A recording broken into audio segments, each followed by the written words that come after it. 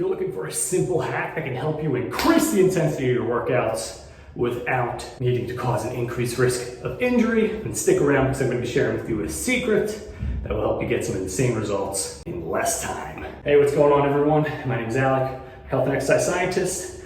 Just trying to help people out there in the world get in some fantastic shape because I know what it feels like growing up as a little chubby kid, barely staying outside for 5 minutes without breaking a sweat. But just in the middle of getting my workout done, and I noticed I was finishing up like my 5th set, and the person next to me, they started at the same exact time that I did.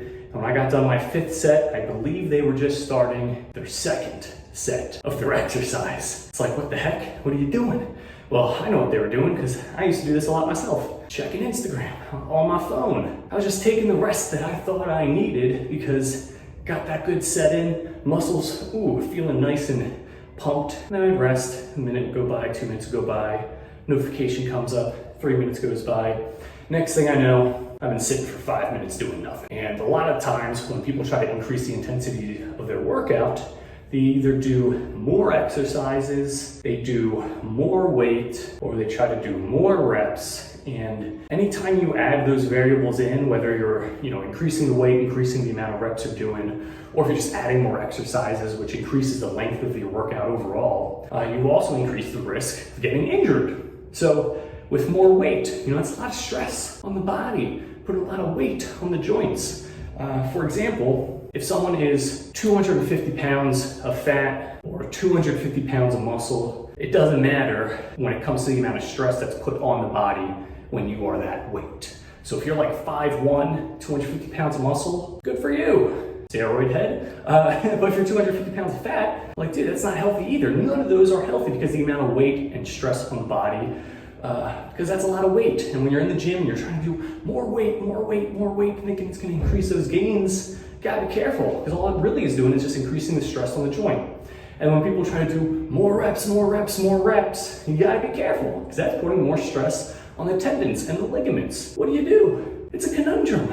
You wanna increase the intensity, but you're telling me, Alec, I shouldn't increase the weight? You're telling me I shouldn't increase the amount of reps that I'm doing? No, I'm not necessarily saying that. I'm just saying you gotta do it in a smart way. So back to the story in the beginning. This kid only did 2 sets, and I was finishing up my workout with my 5th set. So what does that mean? It means I'm doing the workout faster. Not necessarily moving the weight faster, I'm just decreasing the amount of rest between my sets. So I was doing some chest. Right after the chest, I went, was doing some back.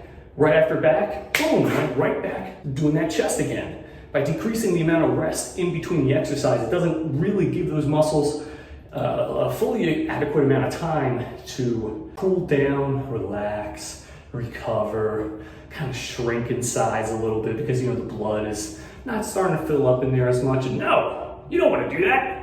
You want to hammer out that exercise, maybe catch your breath, make sure you don't pass out, but then you want to go right back into it. So if you want to really increase the intensity of your exercises, most of the time, all you got to do is just decrease the amount of rest you're doing in between the exercises. And another little fun side hack here for you, do the movements slower. So you're going to decrease the time between the exercises, but you're going to increase the amount of time it takes to do the exercise. So when I was doing my chest movements, I was going very slowly up and very slowly down. You're gonna see when you do that, you do not need a lot of weight. You're also gonna see when you do that, you cannot do a lot of reps. And that paired, when you're doing the slow flex and you pair that with the short rest time, you are gonna get an insane workout. And you're also just so drastically going to decrease the risk of hurting those muscles. Because think about it. If you go fast with the movements, boom, you're like, gah! You're doing that like already. Ow, I shouldn't have done that. My elbows hyperextended it. When you're doing that, you're not even fully contracting. You're not contracting the muscle to its fullest. The reason why is because you're using the momentum to move that weight, which means it's less pressure being put on the muscles. There's less tension that's required. Think about it. You throw a ball. I could throw a ball, stop right here, and the momentum of just this could get the ball flying, or I can follow through and let go up here. But as you can tell, the ball would just continue to move no matter what. Now, it's kind of a crappy analogy there, but think about it. We're gonna stick with bench for right now.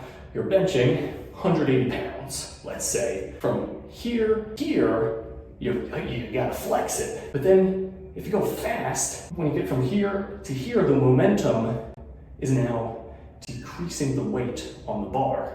Because that fast movement here, and now it actually weighs less from here to here. So all the tension from here to here, and then way less tension from there. So it's like you're not even doing the full rep. You know, I've seen people where they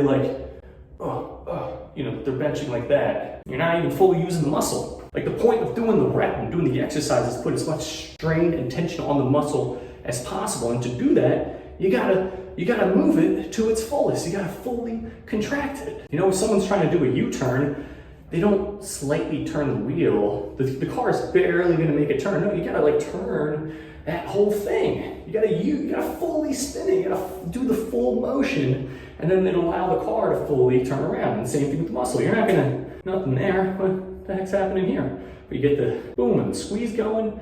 Now you're using the muscle. You're tapping into all those muscle fibers. The more fibers you use, the more muscle will grow, the better gains you get. And by doing the movement slower, you're not gonna cheat it. You're gonna contract all those muscle fibers. It's fantastic. It's amazing. It's a hack. You didn't even need to pay anything to learn it. You didn't even have to go through the years of trial and error to discover that. I'm just telling you it. So go out there, decrease those rest times, increase the amount of time it takes to do the exercise. And you're gonna see you're gonna get some really great results. So thank you so much for watching.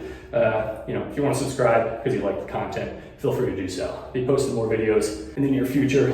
Thanks so much for watching. See you in the next video. Peace.